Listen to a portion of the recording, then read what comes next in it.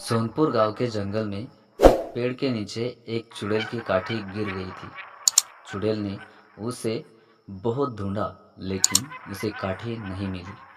काठी ना मिलने पर वह नाराज होकर वहां से निकल जाती है। कई दिनों के बाद एक गरीब आदमी सेठ के यहाँ काम करता था। उसका नाम मोहन था। वह बहुत ही मेहनती था और दयालु भी था। वह हर रोज सेठ के यहाँ काम करने जाता। सेठ उसे जंगल में जाकर लकड़ी तोड़ने का काम करवाता था। जिस दिन मोहन कम लकड़ियाँ तोड़कर लाता था, उस दिन सेठ उसे काम के पैसे नहीं देता था। कहता था, मोहन, आज तूने बहुत कम लकड़ियां तोड़कर लाई है। मैं तुझे इसके पैसे नहीं दूंगा। तू मेरे यहाँ काम करने आता है या सोने? तुझे मैं रोज कहता हूँ कि मुझे ट्रैक्टर की ट्राली भर के लकड़ियां चाहिए, लेकिन तू जंगल में जाकर सो जाता है, इसलिए लकड़ियां कम आती है। मैं तुझे इस काम की फूटी कौड़ी भी नहीं दूंगा। अगर तुझे पैसे चाहिए तो पूरी ट्रॉली भर कर लेके आ, तभी मैं तुझे पैसे दूंगा। नहीं तो मेरे पास एक तरकीब है जिससे तुझे इस ट्रॉली को भरना भी नहीं पड़ेगा और तुझे पैसे भी मिल जाएंगे। क्या तू तैयार है? मालिक, मैं आपसे झूठ नहीं बोलूंगा। ना ही मैं कभी झूठ बोलता हूँ।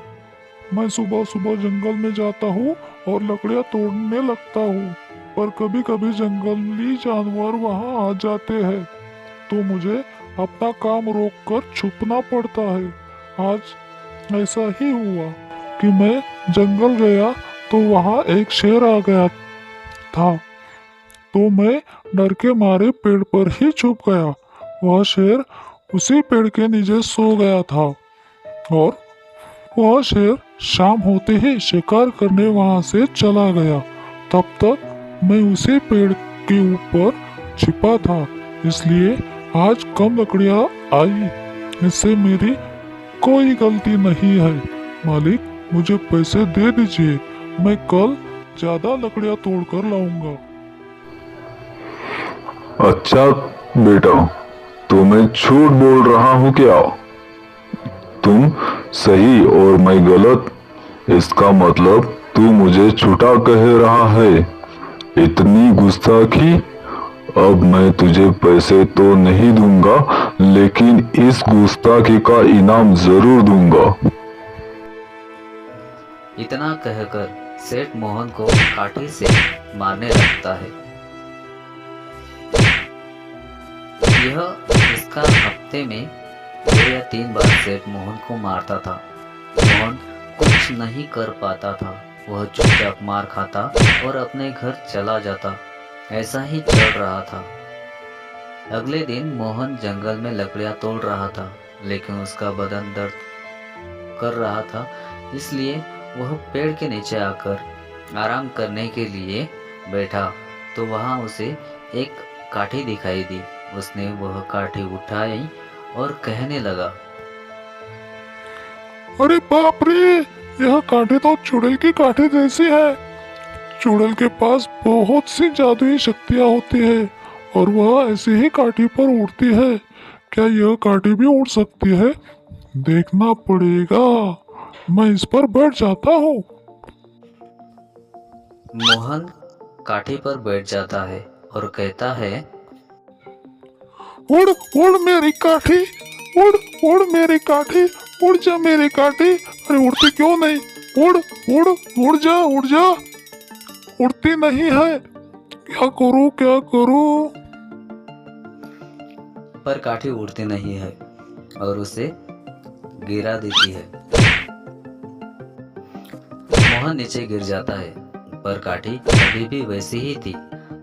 तो मोहन समझ जाता है कि वह काठी सचमुच चुड़ैल की काठी है।